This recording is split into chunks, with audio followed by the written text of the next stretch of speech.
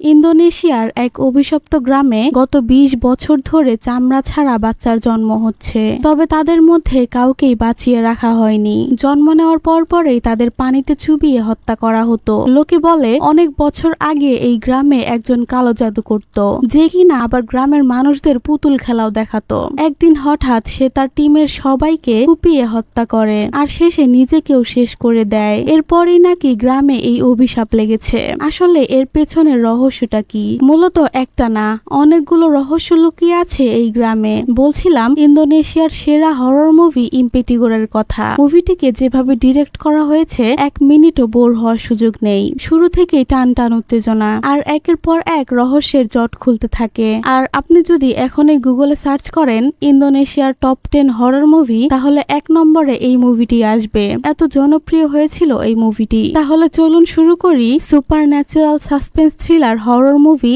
ইম্পেটিগোরের explanation. গল্পের শুরুতে দেখানো হয় শহরের এক টোন বুথে মায়া নামে একজন মেয়ে কাজ করছে। তার কাজ প্রায় শেষের দিকে। সে তার বান্ধবী দিনির সাথে কথা বলছিল। তার বান্ধবী অন্য একটি টোন বুথে কাজ করে। হঠাৎ একটা গাড়িতে 2 জন লোক তার কাছে আসে। এই লোকগুলো কেন জানি অনেকক্ষণ ধরে মায়াকে অদ্ভুতভাবে দেখছিল।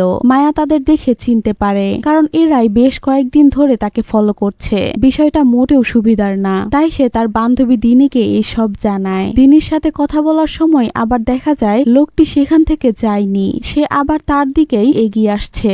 মায়া প্রচন্ড ভয় পেয়ে দরজা আর গ্লাস লাগিয়ে দেয়। লোকটি মায়ার কাছে এসে বলে, তার নাম কি রাহায়ু? মায়া বলে, না, তার নাম তো রাহায়ু নয়, সে তো মায়া। লোকটি তাকে আরো জিজ্ঞাসা করে তার গ্রামের বাড়ি কি হরজসারি গ্রামে, তার বাবার নাম কি ডংওয়াংসু। মায়া তখন বলে, আমি আপনাকে এত কিছু বলতে যাব কেন? লোকটি তখন কিছু না বলেই সেখান থেকে চলে যায়। কিছুক্ষণ পর সেই লোকটি আবার তলোয়ার হাতে নিয়ে তার দিকে এগিয়ে আসছিল। মায়া তো ব্যাপক ভয় পেয়ে দৌড়ে পালাতে থাকে, কিন্তু লোকটি এক পর্যায়ে তাকে ধরে ফেলে আর বলে, তোমার পরিবারের জন্য আমরা যে অভিশাপ পেয়েছি তা আর সহ্য করতে পারছি না, তাই তোমাকে মরতেই হবে। এই বলে লোকটি মায়ার পায়ে একটা কাটা দাগ খুঁজতে থাকে। পেয়ে গেলে সেই কাটা দাগের উপরে সে আবার কেটে দেয়। এরপর সে মায়াকে মারতেই যাবে, ঠিক তখনই সেখানে পুলিশ চলে আসে আর লোকটিকে শুট করে মেরে ফেলে। এরপরে বেশ কিছুদিন পরের দৃশ্য দেখানো হয়। মায়া আর দিনি মিলে একটা কাপড়ের দোকান দিয়েছে। সেই ঘটনার পর তারা আর বাইরে কাজ করে না। কথায় কথায় মায়া তাকে জানায় সে কয়েকদিনের জন্য শহরের বাইরে যাচ্ছে। কোথায় যাচ্ছে দিনি জিজ্ঞাসা করলে মায়া তাকে একটি ছবি দেখায় আর বলে, এটা সম্ভবত আমার বাবা মায়ের ছবি, আর ছবিতে 5 বছরের মেয়েটি আমি। আমার বাবা মা মারা যাওয়ার পর এক আন্টির কাছে আমি বড় হয়েছি। আন্টি আমাকে বলতেন তিনি আমাকে আমার 5 বছর বয়স থেকে লালন পালন করছেন, কিন্তু আমার বাবা মায়ের সম্পর্কে তিনি তেমন কিছুই বলেনি। ওই দিনের ওই ঘটনার পর আমি আন্টির জিনিসগুলো ঘেটে দেখি আর এক বইয়ের মধ্যে এই ছবিটি পাই। ছবিতে থাকা এই 2 জন সম্ভবত আমার বাবা মাই হবে। ছবির পেছনে একটা নাম লেখা আছে, রাহায়ু। এই নামটাই তো ওই দিনের লোকটা জিজ্ঞাসা করছিল। আমার মনে হয় আমার জন্ম ওই লোকটির বলা গ্রামেই। ছবি দেখে মনে হচ্ছে আমার বাবা মা বেশ ধনী ছিলেন, পেছনে তাদের বাড়িটিও বেশ বড়। তাই আমি ভাবছি ওই গ্রামটিতে গিয়ে খোঁজ নিব। যদি সত্যি আমি তাদের সন্তান হয়ে থাকি, তাহলে তো আমার বেশ কিছু সম্পত্তি পাওয়ার কথা, যেগুলো পেলে সে এখানে ভালোভাবে ব্যবসা করতে পারবে। তবে তার বান্ধবী দিনি তাকে ওই গ্রামে একা যেতে দিবে না, তাই সেও তার সাথে যাবে। বাথরুমে মায়া লক্ষ্য করে তার ওই কাটা জায়গায় থেকে ব্লিডিং হচ্ছে। ক্ষতে হাত দিলে সে বুঝতে পারে ভেতরে কিছু আছে। অদ্ভুতভাবে সে ভেতর থেকে একটা ছোট চিলকুট পায়, যাতে জাপানি ভাষায় কিছু একটা লেখা আছে।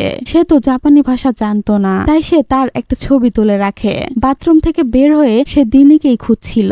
এই সময় সে দেখে কালো কাপড় পরে দূরে 2 জন অদ্ভুতভাবে দাঁড়িয়ে আছে।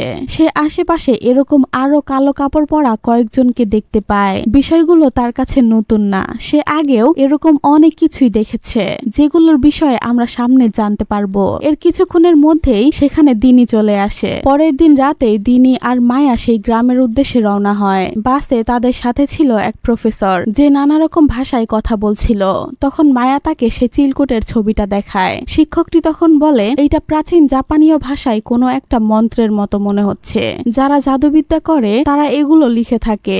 যতদূর সে জানে এগুলো অনেক আগের লেখা মন্ত্র, যা ভাষা দেখেই বোঝা যাচ্ছে এইটা কাউকে শয়তানি শক্তি থেকে বাঁচানোর মন্ত্র। কিন্তু এটা যে লিখেছে সে মোটেও ভালো মানুষ না, কারণ ভালো মানুষেরা কখনোই এসব করে না।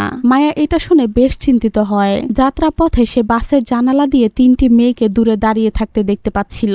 একটু পরপরই সে এই দৃশ্য বারবার দেখছিল। সে এই বিষয়ে দিনীকে বললে দিনী ভাবে হয়তো সেই ঘুমের ঘরে আবল তাবল দেখছে, তাই তার কথাকে তেমন পাত্তা দেয় না। সারা রাত জার্নি করার পর তারা সেই গ্রামে এসে পৌঁছায়, আর সেখানে থাকা একটা ঘোড়ার গাড়িতে করে তারা গ্রামের ভিতরে প্রবেশ করে। মায়া সেই গাড়ি চালকটির সাথে কথা বলে। সে বলে তারা এই গ্রামে এসেছে একটা গবেষণা করতে। তারা এই গ্রামের অতীতের কিছু ঘটনা জানতে চায়, কার কাছে গেলে এই গ্রামের অতীত সম্পর্কে জানা যাবে। গাড়ি চালক তখন বলে এই গ্রামটা খুবই নির্জন, খুব বেশি মানুষের বসবাস এখানে নেই, আর যারা আছে তারা গ্রামের আরো ভিতরে বসবাস করে। তবে এই গ্রামে একজন পুতুল নাট্যশিল্পী রয়েছে যে অনেক আগে থেকে পুতুল খেলা দেখায়। তার নাম শাফকাতুল। তার কাছে গ্রামের অনেক বছর আগের ঘটনা জানতে পারবেন। গাড়ি চালকের কথা মতো তারা সবার প্রথমে সাপ্তাদির বাসায় যায়, কিন্তু তারা বাসায় গিয়ে তাকে পায় না, পায় তার মাকে। তার মা বলে সাপ্তাদির কাজের জন্য বাইরে গেছে, আপনারা কাল সকালে এসে দেখা করুন। এখন তারা ভাবে কাল আসতে হলে তো আজকে এখানেই তাদের কোথাও থাকতে হবে। এই গ্রামে কোথাও থাকতে হবে। গ্রামে তারা একটু ঘুরে সেই বড় বাড়িটিকে খুঁজে পায়, যে বাড়িটি ওই ছবিতে তারা দেখেছিল। বাড়ি বড় হলেও বাড়ি ছিল পুরোপুরি ফাঁকা। অনেকদিন পরে থাকায় বাড়ির আশেপাশে নানা রকম গাছগাছালি জন্ম নিয়েছিল, আর বাসার ভিতরে ধুলাবালি মাকড়সা দিয়ে ভরে গেছে। দেখে বোঝা যাচ্ছিল হয়তো বাড়িটা অনেক বছর যাবত পড়ে আছে। মায়া বাসার একটি ড্রয়ারে কিছু ছবি খুঁজে পায়। এগুলো তো তার বাবা মায়েরই ছবি, কিন্তু একটা ছবিতেও তাকে দেখা যায় না। একটু পর তারা দূর থেকে কিছু মানুষের চলাচলের আওয়াজ শুনতে পায়। জানালায় গিয়ে তারা দেখতে পায় গ্রামের মানুষ এক মৃত ব্যক্তির লাশ কবর দিতে নিয়ে যাচ্ছে। একটু পর মায়ারও সেই কবরস্থানে আসে। মায়ের বাবা মার কবরও ছিল এইখানে। তারা আরো দেখতে পায় এখানে অসংখ্য কবর, জায়গার থেকে কবরের সংখ্যাই বেশি। তবে প্রত্যেকটি কবরই ছিল খুব ছোট ছোট। কয়েকটা কবরে তো কোনো নামও নেই। হতে পারে এগুলো বাচ্চাদের কবর, কিন্তু এতগুলো বাচ্চা তাও আবার একসাথে কিভাবে মারা গেল? সেখানে কবরের মধ্যে কয়েকটা কবর নতুন মনে হচ্ছিল, অর্থাৎ এই গ্রামে প্রতিনিয়ত বাচ্চা মারা যাচ্ছে। তারা এতে বেশ চিন্তিত হয়। মায়েরা কবরস্থান থেকে বের হওয়ার সময় খেয়াল করে কবরের সাইনবোর্ডটাও পাল্টে দেওয়া হয়েছে। এই কবরস্থানের জায়গাটুক তার বাবা ডোনওয়ানসুর, কিন্তু এখন তার নাম ঢেকে রেখে উপরে আরেকজনের নাম দেওয়া। এটা দেখে মায়ের বুঝতে বাকি থাকে না হয়তো তার বাবার সাথে এই গ্রামের মানুষের সম্পর্ক তেমন একটা ভালো ছিল না। তো যাই হোক, তারা সেই রাতটা এই বাড়িতেই কাটানোর সিদ্ধান্ত নেয়। কিন্তু হঠাৎ করে দূর থেকে মায়া একজনের চিল্লানোর আওয়াজ শুনতে পায়। আওয়াজ ধরে সে সামনে এগোলে জানতে পারে আজকে এক গর্ভবতী মহিলার ডেলিভারি হচ্ছে। মহিলাটি সন্তান জন্ম দেওয়ার সাথে সাথেই ওই পুতুল নাট্যশিল্পী সাপ্তা দিয়ে এসে সেই বাচ্চাটিকে পানিতে চুবিয়ে মেরে ফেলে। পরের দিন সকালে মায়ারা আবার কিছু লোকের চলাচলের আওয়াজ শুনতে পায়। দেখা যায় গতকালে জন্ম নেওয়া বাচ্চাটিকে কবর দেওয়ার জন্য সবাই নিয়ে যাচ্ছে। মায়ারা এবার তাদের পিছনে যায়। সাপ্তাদি তাদের দেখতে পেয়ে তাদের দিকে এগিয়ে আসে। মায়া বলে তারা বিশ্ববিদ্যালয়ের শিক্ষার্থী, তারা এক রিসার্চের জন্য এইখানে এসেছে। সে সাপ্তাদিকে কিছু প্রশ্ন করতে চায়। সাপ্তাদি তাদের বিকালে দেখা করতে বলে। ইতিমধ্যে তাদের খুব ক্ষুধা লেগেছিল, কারণ গতকাল থেকে তারা এখন পর্যন্ত কিছুই খায়নি। তাই মায়া বাজারে যায় খাবার আনতে। এক দোকানে গিয়ে সে ওই বড় বাড়িটির ব্যাপারে জিজ্ঞাসা করে যেখানে তারা রাত কাটিয়েছে। মায়া বলে ওই বড় বাড়িটি কার, আর এত বড় বাড়ি এভাবে পড়ে আছে কেন? তখন ওই দোকানদার মেয়েটি বলে আমার জানা মতে ওই বাড়িটিতে ভয়ঙ্কর কোনো সমস্যা আছে। গ্রামের লোক বলাবলি করে ওই বাড়িটিতে এক সময় শয়তানের পূজা করা হতো। ওইটা একটা অভিশপ্ত বাসা। ওইদিকে বাসায় দিনই গোসলের জন্য প্রস্তুতি নিচ্ছিল। তখনই দুইজন লোক তাকে ডাকতে আসে আর বলে এই বাসাতে তাদের থাকা যাবে না। এই বাসাটি এক ধনী পরিবারের একমাত্র মেয়ে বেঁচে আছে, যার নাম রাহায়ু। একমাত্র সেই এই বাড়িতে থাকার যোগ্য রাখে, তাছাড়া আর কেউ এখানে থাকতে পারবে না। এটা শুনে দিনে বাধ্য হয়ে বলে সেই রাহায়ু, আর যেহেতু এটা তার বাবারই বাসা সেহেতু সে তো থাকতেই পারে। এটা শুনে লোকটা একদম হতভম্ব হয়ে যায় আর বলে তাহলে আপনারা তো থাকতেই পারেন, কিন্তু তার আগে সাপ্তাদির কাছ থেকে এই বাড়ির কাগজপত্রগুলো নিয়ে নিন, তাহলে আপনাদেরই সুবিধা হবে। সাপ্তাদির কাছে নিয়ে যাবে বলে দিনীকে তারা বাড়ি থেকে বের করে জঙ্গলের দিকে এগিয়ে থাকে। তারা বেশ কিছুটা জঙ্গলের গভীরে গেলে দিনীর বিষয়টা একদমই সুবিধার মনে হচ্ছিল না। তাই সে মায়াকে ফোন করতে নেয়, কিন্তু সেখানে ফোনের সিগন্যাল পাচ্ছিল না, কারণ তারা জঙ্গলের বেশ গভীরে চলে এসেছিল। তাই দিনী দ্রুত সেখান থেকে চলে যেতে নেয়, কিন্তু ওই লোকটি দিনীর উপর আক্রমণ করে দেয়। দিনী ভয়ে পালাতে গেলে তার পা মচকে যায়, তাই সে দৌড়াতে পারে না। তাই লোকগুলো তাকে খুব সহজেই ধরে ফেলে আর খুব মারধর করে। দেখা যায় জঙ্গলের গভীরে এক নির্জন জায়গায় তাকে উল্টো করে বেঁধে বেঁধে রাখা হয়েছে। কিছুক্ষণ পর সেখানে সাপ্তাদি আসে। দিনে সাপ্তাদির কাছে সাহায্য চায়, কিন্তু সাপ্তাদির আচরণ দেখে স্পষ্ট বোঝা যাচ্ছিল এই সব কিছু তার কথা মতোই হচ্ছে। একটু পরে তার মাও সেখানে চলে আসে, আর আসার সাথে সাথেই সে দিনের গলা কেটে তাকে হত্যা করে। আর সাপ্তাদিকে বলে, ওকে ধরতে এত দেরি করছিলে কেন? ও যত তাড়াতাড়ি মরবে এই গ্রাম থেকে অভিশাপ তত তাড়াতাড়ি কেটে যাবে। এখন থেকে হয়তো গ্রামে সুস্থ বাচ্চা জন্ম নিবে। ওইদিকে মায়া দিনের জন্য খাবার নিয়ে বাসায় এসে দেখে দিনই কোথাও নেই। তাই সে তাকে খুঁজতে বাইরে বেরিয়ে পড়ে। খুঁজতে খুঁজতে সাপ্তাদির বাসাতেও চলে আসে। মায়া দিনের ব্যাপারে সাপ্তাদিকে জিজ্ঞাসা করলে সাপ্তাদি বলে সে দিনীকে দেখেইনি। এদিকে তারা দিনের রক্তগুলো একটা বালতিতে সংগ্রহ করে জঙ্গলের এক জায়গায় ফেলে দেয়। আর সাপ্তাদির মা দিনের শরীরের চামড়া খুলে নিয়ে পরিষ্কার করে আর কাপড়ের মতো রোদে শুকাতে দেয়। এই স্কিনগুলো শুকিয়ে গেলে তা দিয়ে পুতুল বানানো হয়, যা দিয়ে আজ রাতে সাপ্তাদি পুতুলের নৃত্য অনুষ্ঠান পরিচালনা করবেন। রাতে সেই অনুষ্ঠানের আয়োজন করা হয়। গ্রামের সকল মানুষ এখানে এসেছে। সবাই ভাবছে এখন তাদের গ্রাম থেকে সকল অভিশাপ কেটে গেছে। তাদের মধ্যে একটা দম্পতি নতুন বাবা মা হতে চলেছে। আজকে সম্ভবত তার ডেলিভারি হতে পারে। আজকে তারা খুব খুশি, কারণ তাদের বাচ্চা হয়তো সুস্থ জন্ম নিবে। এদিকে মায়া দিনীকে পুরো গ্রামে খুঁজছিল। তাকে কোথাও না পেয়ে সে ভয়ে কাঁদতে থাকে। ঠিক তখনই তার কাছে একটা অদ্ভুত বাচ্চা আসে আর বলে আজকে এক শিশু জন্ম নেবে, এসে দেখে যাও সে কি রূপে জন্ম নিয়েছে। মায়া তার পিছু নিয়ে একটা বাড়ির কাছে যায়। গিয়ে দেখে ওই মহিলা তার বাচ্চাকে জন্ম দিয়েছে, কিন্তু বাচ্চার কোনো চামড়া বা ত্বক নেই। ঠিক তখনই আগের বারের মতো সাপ্তাদির এসে সেই বাচ্চাটিকে পানিতে চুবিয়ে মেরে ফেলে। এইসব দেখে মায়া ভয়ে আটকে উঠে। এতে আওয়াজ হলে গ্রামের লোকজন বাইরে বেরিয়ে আসে, কিন্তু সেখানে মায়া না, ওই দোকানদার মহিলাটিকে দেখতে পায়। সে মায়াকে লুকিয়ে নিয়েছিল। এরপর সে চুপিসারে মায়াকে তার বাসায় নিয়ে যায়। এদিকে গ্রামের একজন সাপ্তাদিকে জিজ্ঞাসা করে, আপনি তো বলেছিলেন রাহায়ু মারা যাওয়ার পর গ্রামে সুস্থ বাচ্চা জন্ম নিবে, তাহলে এমন কেন হলো? এই কথা শুনে সাপ্তাদি তাকে একটা চড় মারে আর বলে, আমি তো চেষ্টা করছি, নিশ্চয়ই কোথাও কোনো ভুল হয়েছে। যেহেতু রাহায়ু মারা গেছে তাহলে তো সুস্থ বাচ্চায় জন্ম নেওয়ার কথা। এদিকে মায়া সেই মহিলাটিকে জিজ্ঞাসা করে, বাচ্চাগুলো এইভাবে জন্ম নিচ্ছে কেন? কি হয়েছিল এই গ্রামে? তখন ওই মহিলাটি বলে, এই গ্রাম পুরোটাই অভিশপ্ত। আপনারা কি খেয়াল করে দেখেননি গ্রামে কোনো শিশু বাচ্চা নেই? এর কারণ হলো গত 20 বছর ধরে এই গ্রামে যেই বাচ্চা জন্ম নিচ্ছে তার শরীরে কোনো চামড়া বা ত্বক থাকে না। এইভাবে বেঁচে থাকা অনেক কষ্টের, তাই তারা বাচ্চাগুলোকে তৎক্ষণাৎ মেরে ফেলে। এই ঘটনার সূত্রপাত হয়েছিল 20 বছর আগে। গ্রামে এক ধনী পরিবার ছিল। পরিবারের বড় ছেলের নাম ডন ওয়ানসু। ইনি হলেন মায়ার বাবা। আর গ্রামের ওই বড় বাড়িটিতেই তারা থাকতেন। তিনি ধনী হওয়ার সাথে সাথে পুতুল নাট্যশিল্পীও ছিলেন। তার সুনাম ছিল পুরো গ্রাম জুড়ে। এই গ্রামে এক সুন্দর মেয়ে ছিল যার নাম নাইচিন্তা। নাইকে গ্রামের সব ছেলেরাই বিয়ে করতে চাইতো, কিন্তু অবশেষে বিয়ে হয় ডন ওয়ানসুর সাথেই। বিয়ের 3 বছর পরেও তাদের ঘরে কোনো সন্তান হচ্ছিল না। এর জন্য তাকে অনেক কথা শুনতে হতো, কিন্তু অবশেষে দীর্ঘ 5 বছর পর নাই প্রেগনেন্ট হয়। কিন্তু তাদের এই সন্তানকে গ্রামের কেউই কোনোদিন দেখতে পায়নি। এই গ্রামের সব লোক বলাবলি করত ডন ওয়ানসুর বাচ্চার শরীরে বোধহয় কোনো চামড়া নেই। এই কারণে তাকে এখনো বাড়ি থেকে বের করা হয়নি। তাদের সন্তান হওয়ার ঠিক 5 বছর পর সেই গ্রামে একসাথে 3টি মেয়ে গায়েব হয়ে যায়। তাদের বাবা মারা তাদের কোথাও খুঁজে পাচ্ছিল না। আর এই 3টি মেয়ে হারিয়ে যাওয়ার পরপরই একদিন গ্রামের সবাই ডন ওয়ানসুর মেয়েকে দেখতে পায়। তখন সে একদম সুস্থ ছিল। এই সময় গ্রামে আরেকটি গুজব ছড়িয়ে পড়ে। সবাই বলাবলি করছিল ডন ওয়ানসু নিজের মেয়েকে সুস্থ করার জন্য ওই 3টি মেয়েকে শয়তানের কাছে উৎসর্গ করেছে, শয়তানের সাথে চুক্তি করেছে। সে তার নিজের মেয়েকে সুস্থ করার জন্য সেই 3টি মেয়েকে বলি দিয়েছে। না হলে ওই 3টি মেয়ে গায়েব হওয়ার পরপরই রাহায়ু কিভাবে সুস্থ হলো। এরপর গ্রামে সেই পুতুল নাট্যের অনুষ্ঠান শুরু হয়। আগে ডন ওয়ানসুই এই অনুষ্ঠান পরিচালনা করত। সেদিন হঠাৎ তার কি যেন হয়। সে তার টিমের সবাইকে কুপিয়ে হত্যা করে এবং শেষে তার স্ত্রী সহ নিজেকেও শেষ করে দেয়। আর তার বাড়িতে থাকা চাকর রাহায়ুকে নিয়ে শহরে চলে যায়। আর সে রাহায়ু হলো মায়া। মূলত এই ঘটনার পর থেকেই এই গ্রাম অভিশপ্ত।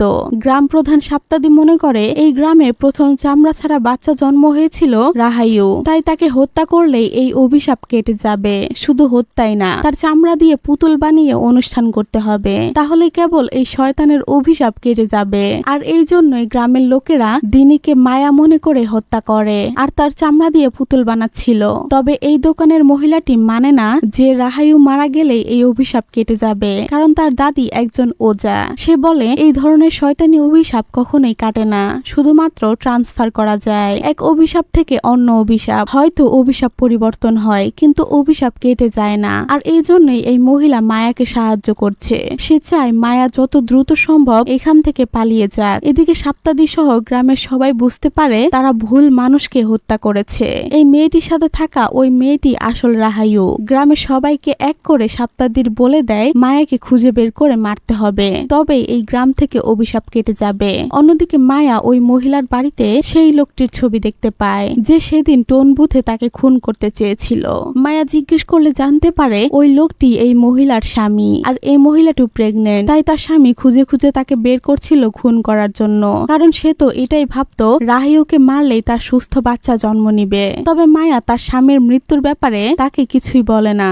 সে আর এই গ্রামে এক মুহূর্ত থাকতে চাচ্ছিল না। সে দ্রুত সেই ঘোড়ার গাড়ি চালকটিকে ফোন করে। এরপর সেই ঘোড়া চালকটি এক পুলিশকে নিয়ে রওনা হয়। চলার পথে মায়া মেয়েটিকে বলে দেয় তাকে হত্যা করতে গিয়েই তার স্বামী মারা গেছে। মেয়েটি এটা শুনে ভেঙে পড়ে। এদিকে ঘোড়া চালক আর পুলিশও চলে আসে। মায়া তাদের কাছে যেতেই যাবে ঠিক তখনই পুরো গ্রামবাসী সেখানে উপস্থিত হয়। গ্রামবাসী আসার সাথে সাথে পুলিশটি ঘোড়া চালককে শুট করে মেরে ফেলে। মূলত এই পুলিশটিও এই গ্রামেরই লোক। এরপর তারা সবাই মিলে দ্রুত মায়াকে খুঁজতে থাকে।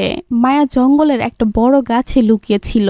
ইতিমধ্যে সে দেখতে পায় জঙ্গলের রাস্তা দিয়ে একটা গাড়ি শহরের দিকে যাচ্ছে। সে কোনো মতে পালিয়ে দ্রুত সেই গাড়িটার সামনে গিয়ে লিফট চায়। লোকটি তাকে লিফট দিয়েও দেয়, কিন্তু একটু দূরে যাওয়ার পরই সে গাড়িতে এক অদ্ভুত বাচ্চার আত্মা দেখতে পায়। ফলে গাড়ির অ্যাক্সিডেন্ট হয়। মায়া কোনো মতে গাড়ি থেকে বেরিয়ে একটা গাছের নিচে আশ্রয় নেয়। ঠিক তখনই দূরে সে ওই 3টি বাচ্চার আত্মাকে আবার দেখতে পায়, যারা কাছে এসে মায়াকে অতীতের কিছু দৃশ্য দেখায়। দেখা যায় মায়ার মা অর্থাৎ নাইয়ের বিয়ের আগে সাপ্তাদির তার সাথে সম্পর্ক ছিল, কিন্তু ডনওয়ানসু ধনী আর প্রভাবশালী হওয়ায় তার বাবা মা তার সাথেই বিয়ে দেয়। বিয়ের 5 বছর পরেও যখন সন্তান হচ্ছিল না তখন সে একটা পাপ কাজ করে। সে সাপ্তাদির সাথে অবৈধ সম্পর্কে লিপ্ত হয় আর প্রেগন্যান্ট হয়। এই একটা পাপ কিভাবে যে হাজারটা পাপের জন্ম দিয়েছে তা আপনাদের ধারণার বাইরে। আগে দেখতে থাকুন, বুঝতে পারবেন। নাই প্রেগন্যান্ট হওয়ার পর ডনওয়ানসু অনেক খুশি হয়, কারণ সে তো আর জানতো না যে এটা তার সন্তান না। কিন্তু এই পুরো ঘটনাটা সাপ্তাদির মা জানতো। সে আগে থেকেই নাইকে তেমন পছন্দ করতো না, কারণ সে তার ছেলেকে ধোঁকা দিয়েছে, আবার বিয়ের পর তার ছেলের সাথে অবৈধ সম্পর্ক করছে। সাথে সাথে সে ডনওয়ানসুকে ও তার পুরো পরিবারকে প্রচুর ঘৃণা করত। মূলত সাপ্তাদির মা ডনওয়ানসুর বাড়িতে কাজের লোক ছিল। ডনওয়ানসুর পরিবার তার উপর অনেক অত্যাচার করেছে। প্রথমত ডনওয়ানসু তার ছেলের ভালোবাসার মানুষকে কেড়ে নিয়েছে। দ্বিতীয়ত ডনওয়ানসুর পরিবারও তাকে অনেক অত্যাচার করেছে। তাই তাদের উপর বদলা নিতে সে এক চরম সিদ্ধান্ত নেয়। সে একদিন নাইয়ের চুলের মুঠি ধরে কয়েকটা চুল ছিঁড়ে নেয় তার অজান্তেই, যেটা নাই তেমন একটা লক্ষ্য করে না। নাই আর সাপ্তাদির চুল একসাথে করে সে এক ভয়ঙ্কর কালো জাদু করে। এতে করে নাইয়ের পেটে যে বাচ্চা ছিল সেটা চামড়াবিহীন জন্ম নেয়, আর তার ছেলে সাপ্তাদির পুরোপুরি তার বশে চলে আসে। সে যা বলে সাপ্তাদির তাই করে। এদিকে ডনওয়ানসু কিছুটা ব্ল্যাক ম্যাজিক জানতো। যখন সে দেখলো এত কষ্টের পর জন্ম নেওয়া বাচ্চা এরকম হয়েছে, সে আর ঠিক থাকতে পারে না। সে শয়তানের সাথে চুক্তি করে আর গ্রামের ওই 3টি মেয়েকে শয়তানের কাছে উৎসর্গ করে, আর ওই মেয়েদের চামড়া দিয়ে পুতুল বানিয়ে অনুষ্ঠান করে। ফলে তার মেয়ে ঠিক হয়ে যায়। কিন্তু মায়া ছোট থেকে প্রায় ওই 3টি মেয়ের আত্মাকে দেখতে পেত, কারণ তাদের মেয়েরই তো তার বাবা তাকে সুস্থ করেছে। মায়া সেই মেয়েগুলোকে দেখে ভীষণ ভয় পেত। তাই তো তার বাবা তাকে রক্ষা করতে একটা চিলকুটে মন্ত্র লিখে তার পায়ে গেঁথে দিয়েছিল। এরপর একদিন ডনওয়ানসু সেই পুতুলের অনুষ্ঠানে যাওয়ার জন্য রেডি হচ্ছিল। ঠিক তখনই কিছু লোক এসে তাকে মেরে অজ্ঞান করে ফেলে, আর তার জায়গায় অনুষ্ঠানে যায় সাপ্তাদি। যেহেতু ডনওয়ানসু তার মেয়েকে ঠিক করে ফেলেছে সেহেতু তার প্রতিশোধ এখনো শেষ হয়নি। ওদিকে সাপ্তাদিকে তার মা বশ করে রেখেছিল, তাই সে যা চাইছিল সে তাই করছিল। আর ওই দিন সাপ্তাদি সবাইকে হত্যা করেছিল, আর অবশেষে বেঁচে ছিল শুধু রাহায়ু। অতীতের এইসব ঘটনা ওই বাচ্চারাই মায়াকে দেখাচ্ছিল। এক বাচ্চা মায়ার কানে এসে বলে এই অভিশাপ কাটানোর একটাই উপায় রয়েছে, তাদের 3 জনের দেহবশেষ আর তাদের চামড়া দিয়ে বানানো পুতুল সকল ধর্মীয় রীতিনীতি অনুযায়ী দাফন করতে হবে। তাদের দেহবশেষ রয়েছে ওই বড় বাড়িটিতে, আর চামড়ার পুতুলগুলো আছে সাপ্তাদির কাছে। এরপরেই ওই দোকানের মহিলাটির ডাকে মায়ার স্বপ্ন ভাঙে। সেই ওই দোকানের মহিলাটিকে তার দেখা পুরো স্বপ্নের ঘটনাটি জানায় আর বলে এইভাবেই এই গ্রামের উপর থেকে অভিশাপ কেটে যাবে। তাই সবার আগে আমাদের যেতে হবে সাপ্তাদির বাসায়। তারা সেখানে গিয়ে ওই মেয়েগুলো শরীরে চামড়া দিয়ে বানানো পুতুলগুলো নিয়ে আসে, আর ওই ওই বড় বাড়িটিতে গিয়ে খোদাই করে তাদের দেহাবশেষ বের করে আর এই সব কিছু তারা দাফন করে দেয়। ইতিমধ্যে সেখানে সাপ্তাদির মা চলে আসে। সে বলে, ডনওয়ানসুর পরিবার আমাকে অনেক অত্যাচার করেছে। আমার জীবনের অর্ধেক সময় তাদের অত্যাচার সহ্য করতেই হয়েছে।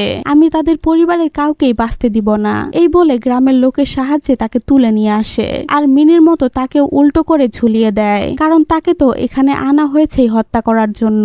মায়া সাপ্তাদিকে বলে, আমি তোমার মেয়ে, তুমি আমার বাবা। ডনওয়ানসু আমার বাবা নয়। তোমার মা অর্থাৎ আমার দাদি এই সব কিছু জানে। তার কালো জাদুর জন্য গ্রামে এই অভিশাপ লেগেছে। সেই প্রথমে আমার মায়ের উপর এই চামড়া ছাড়া বাচ্চা জন্ম হওয়ার জন্য কালো জাদু করেছিল। তোমায় বশ করে তোমাকে দিয়ে ডনওয়ানসুর পরিবারকে শেষ করেছে। সবকিছুর মূলে রয়েছে দাদি। সাপ্তাদি প্রথমে তার কথা বিশ্বাসই করে না। সে তাকে মারতেই যাবে, ঠিক তখনই ওই মহিলাটি সুস্থ বাচ্চা জন্ম হয়। তখন সাপ্তাদি বুঝতে পারে মায়া সত্যি কথা বলছে, কারণ মায়া বেঁচে থাকাকালীন এই গ্রামে সুস্থ বাচ্চা জন্ম হলো। সাপ্তাদি তার আর তার মায়ের পাপের কথা জেনে আর সহ্য করতে পারে না। অপরাধ বোধে সে নিজেকে শেষ করে দেয়। সাপ্তাদির মা তার ছেলের মৃত্যু সহ্য করতে পারে না, তাই সেও নিজেকে শেষ করে দেয়। মায়ার এখনো ভয় কাটেনি। সে দ্রুত গ্রাম থেকে বের হওয়ার উদ্দেশ্যে রওনা দেয়। কেটে যায় 1 বছর। গ্রামে এখন আর কোনো সমস্যা নেই। সেই অভিশাপটা কেটে গেছে। সবাই এখন আনন্দে গ্রামে দিন পার করছে। তবে মুভিটা এখানে শেষ হতে পারত, কিন্তু শেষে দেখায় এক প্রেগনেন্ট মহিলার সবে বাচ্চা হবে, কিন্তু সাপ্তাদির মার আত্মায় এসে সেই বাচ্চাটিকে ছিনিয়ে নিয়ে যায়। আপনাদের মনে আছে গল্পের মাঝে ওই দোকানদার মহিলাটা বলেছিল এই ধরনের শয়তানি অভিশাপ কখনোই কাটে না, শুধু ট্রান্সফার হয়। অর্থাৎ আগে তো অভিশাপ ছিল চামড়া ছাড়া বাচ্চা জন্ম হওয়ার, কিন্তু এখন অভিশাপ হয়েছে কোনো বাচ্চাই জন্ম নিবে না। জন্ম নেওয়ার সাথে সাথেই তাকে সাপ্তাদির মা এসে ছিনিয়ে নিয়ে যাবে। আর এখানেই এই মুভিটা শেষ হয়।